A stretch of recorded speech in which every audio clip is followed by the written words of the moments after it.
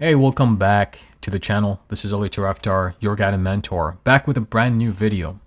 Today I want to talk a little bit of a different angle when it comes to personal credit. This is a long time coming. I've been thinking about some of the frameworks to give you guys to really help you push it through when it comes to your personal credit, to develop financial skills that'll be practical and pragmatic in today's economic times. Things have shifted. We've seen a lot of differences in the marketplace. Gas prices have gone up, housing market, it looks very aggressive. There are some of the things and methodologies that we'll talk about throughout this video. But more than anything else, I wanted to give you guys some 3 principles that I like to follow when it comes to keeping my credit intact, right? But more importantly, why you should focus on these 3 principles and what are some of the things that you can take advantage of throughout the economic cycle of current economic market process, and how you can walk across the finish line with a better credit score, with added assets to your net worth to increase your wealth, and more than anything else, to give you guiding rules of leadership to put yourself and your family at a better situation when it comes to personal wealth. These are all critical components to being extremely successful in markets in times like these. So follow through and walk through this framework as I present it to you. So with that, let's get started. Hey, right before we begin the video, if you're interested in talks like personal credit, business credit, developing your business, mergers and acquisitions, as well as wealth, then this is probably the channel you want to stick around. So if you like these topics, go ahead and subscribe to the channel and turn that notification on to all, so every time videos are released, you'll be the first to know.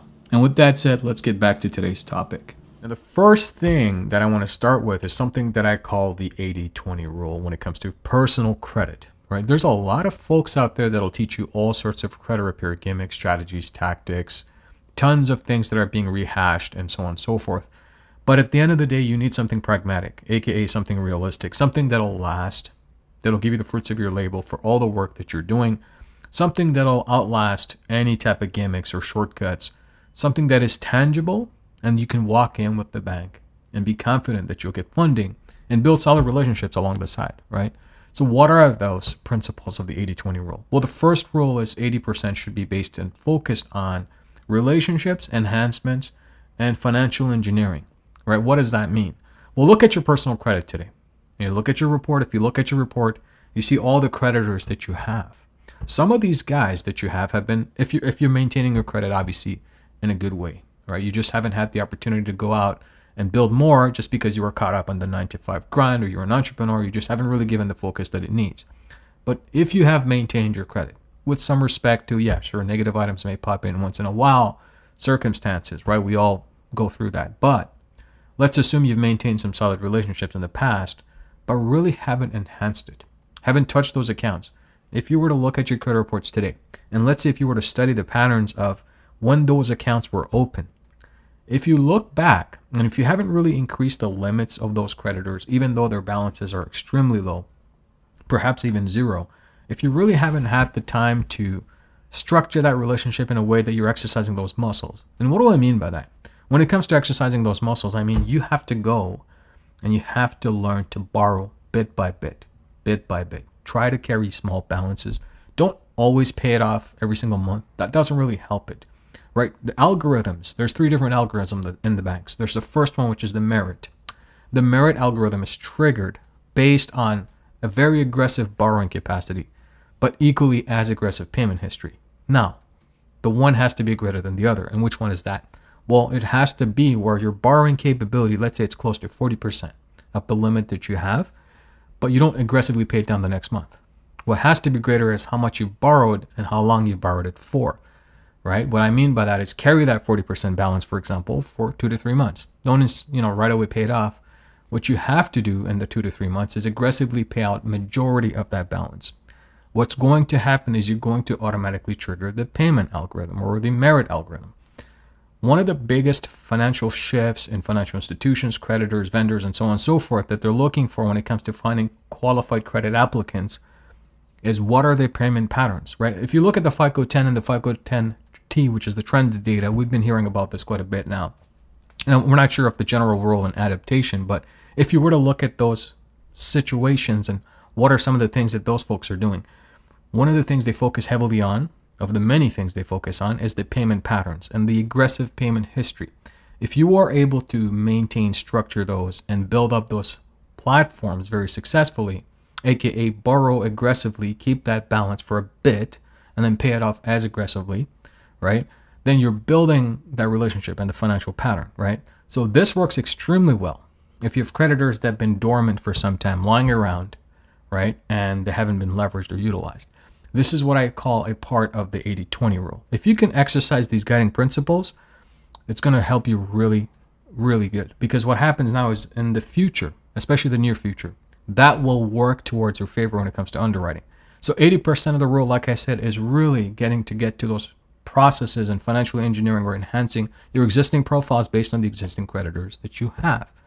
The 20% of the rule is, of course, compliantly maintaining the accuracy of your reports. Now, that's not your job, right? So what you have to do is enforce that compliance through disputes, of course, communicating with the creditors, the credit reporting agencies, the appropriate authorities. But there's a framework that has to be played out.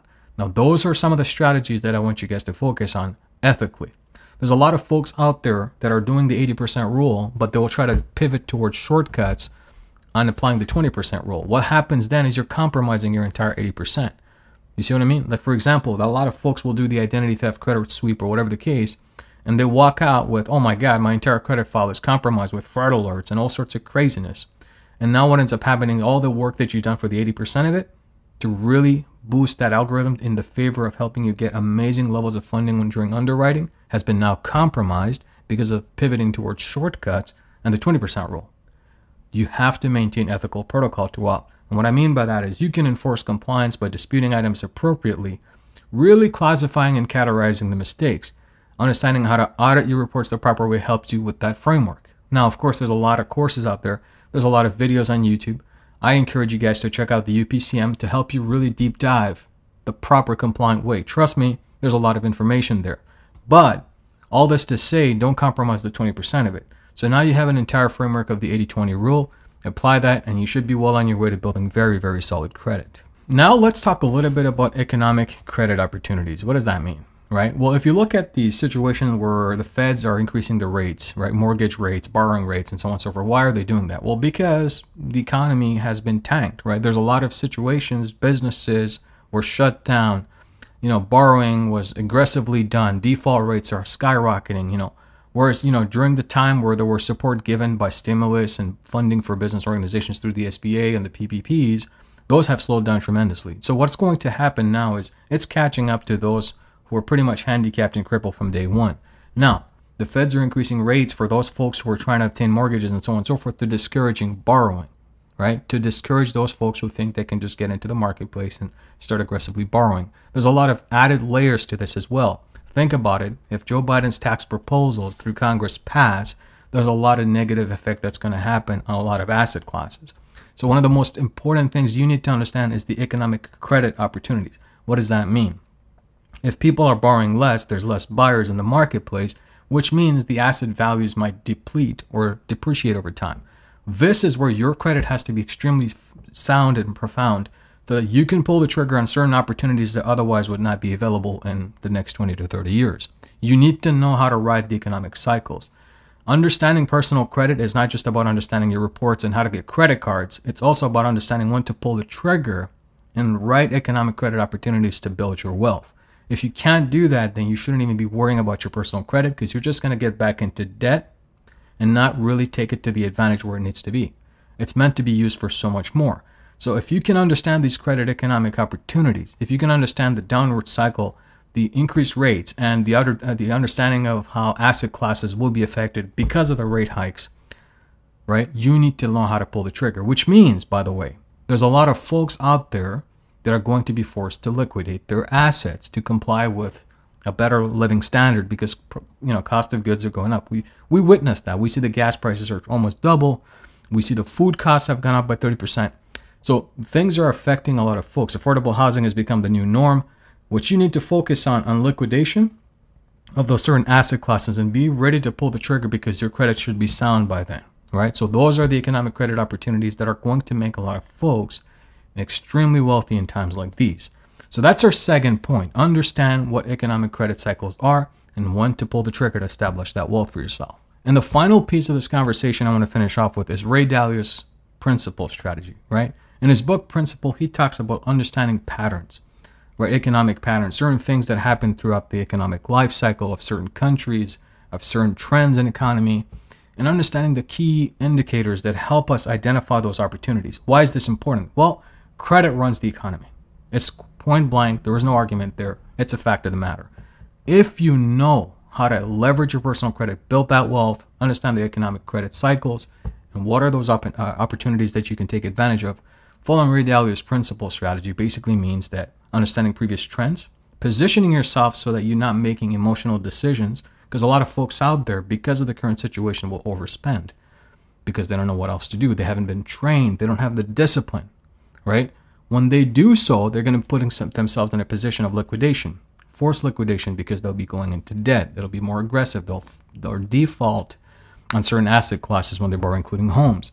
And so this is the time that you need to study those patterns, be patient, and not pull emotional triggers. Because if you do that, you're going to be overspending, putting yourself more in debt, and not really leveraging your personal credit for the purposes and intent that it was supposed to be leveraged for. Okay, so if you can understand these three guiding principles, the 80-20 rule, the economic credit opportunities, and of course, our famous Ray Dalio's guiding principles, then you should be well on your way to establishing, building, and maintaining credit to help you build wealth, but not just a little bit, quite a lot of wealth over time in the next few years as we go through certain economic downtrends so that you can take advantage of this, okay? So I hope this video gave you some insights. I hope you learned something. If you did, don't forget to smash that thumbs up button. It's good to see you guys again. Definitely hope to toss out a couple of more extra videos like these. We're going to talk a lot more than credit now. We're pivoting towards a lot of different things like business credit, but more than that, also how to maintain, run, and operate institutional capability businesses. I believe you guys deserve that. If we're on this channel and the select few of you who are watching are following me because you believe that the advice I give you can be pragmatically used in your lives to enhance yourself, to build up that wealth as well. So with that said, this is definitely your guide and mentor, Ali Tarafdar. I'll catch you guys on the next one. Bye for now.